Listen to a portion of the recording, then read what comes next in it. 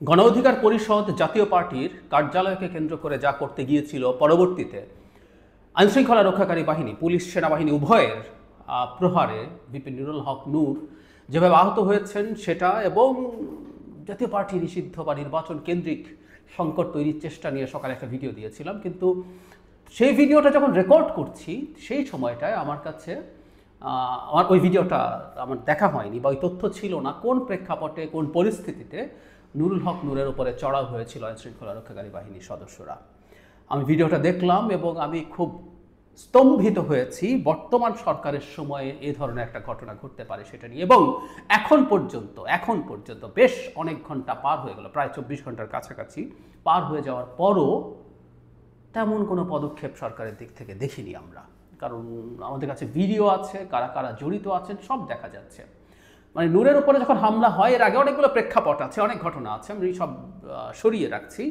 যে মুহূর্তে হামলা হয় সেই মুহূর্তে তিনি এবং তার সাথে যারা ছিলেন তারা কোনো রকমভাবে আইনশৃঙ্খলা রক্ষাকারী বাহিনী বা অন্য কারো প্রতি থ্রেট তৈরি করছেন এটা মনেই হয়নি।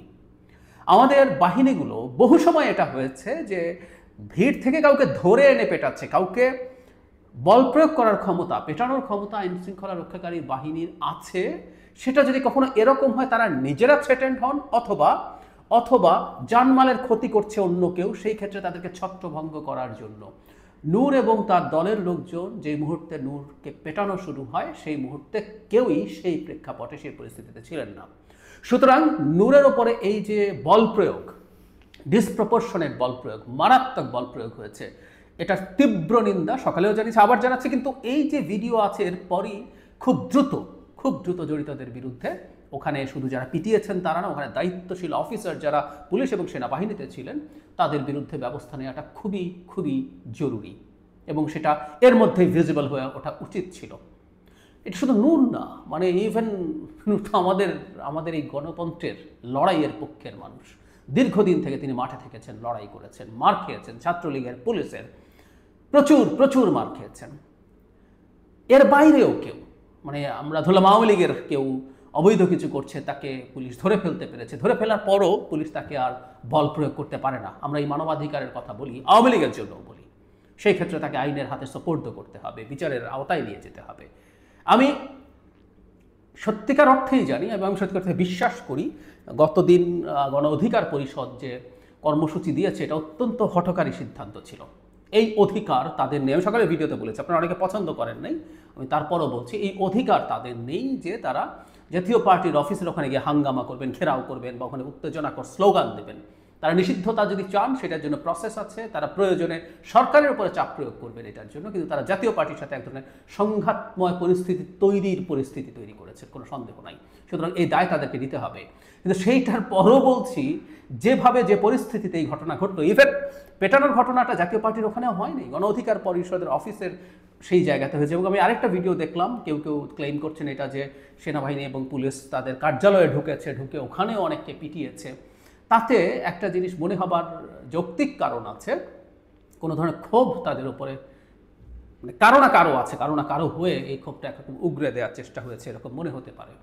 হোয়াট এভার ইট ইজ, আমরা বাংলাদেশের কোনো নাগরিককে, এটা শুধু নূর বলে না, গণ অধিকার পরিষদের অন্য নেতাকর্মী যাদের উপরে হয়েছে, এমনকি আমি প্রায় বলি কথাটা, অনেকের ভালো লাগবে না, আওয়ামী লীগ পেলে ধরে পিটিয়ে হাত পা ভেঙে দাও বলে আহ্বান জানান অনেকে, যাই করুক না কেন এই রকম কোনো ঘটনা আসলে ঘটতে পারে না। এমনকি আওয়ামী লীগের সাথেও যদি আমাদের মানে বাহিনীর নিয়ন্ত্রণের মধ্যে তিনি চলে আসেন এবং তিনি যদি কোনো হুমকি বাহিনীর প্রতি বা অন্যের জানমালের প্রতি না করেন, তাহলে তাকে বেআইনি কাজের জন্য গ্রেফতার করে আদালতের সামনে নিয়ে যেতে হবে। খুব ইউটোপিয়ান কারো কাছে মনে হয়, কিন্তু আমি এইভাবেই আমার রাষ্ট্রকে দেখতে চাই। এর বাইরে যার উপরই হবে সেটাকেই আমরা প্রতিবাদ করব।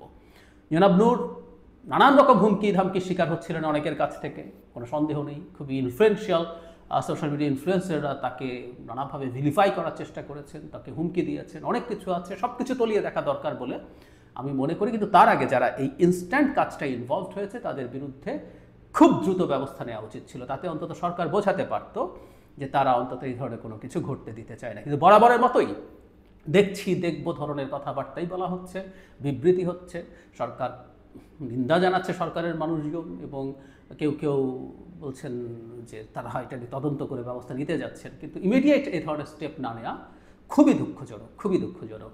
আমি আশা করি নূর খুব খারাপ কোনো পরিস্থিতি হয়ে যায়নি, উনি যথেষ্ট সিরিয়াসলি আহত হয়েছেন, তার নাক এবং চোয়ালের হাড় ভেঙে গেছে, এই ধরনের কথা শোনা যায় ফেসের।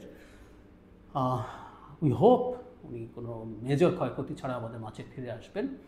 নুরুল হক নূরের রাজনীতির সাথে আমাদের কারো না কারো দ্বিমত থাকতে পারে, বিতর্ক থাকতে পারে, তার রাজনৈতিক পথ চলার প্রসেস নিয়ে তর্ক থাকতে পারে, কিন্তু এই মানুষটা একটা তরুণদের দল নিয়ে দীর্ঘদিন গণতন্ত্রের লড়াই করেছেন, এবং গণতন্ত্রের লড়াইয়ের পথে অনেকেই ভুল করেন।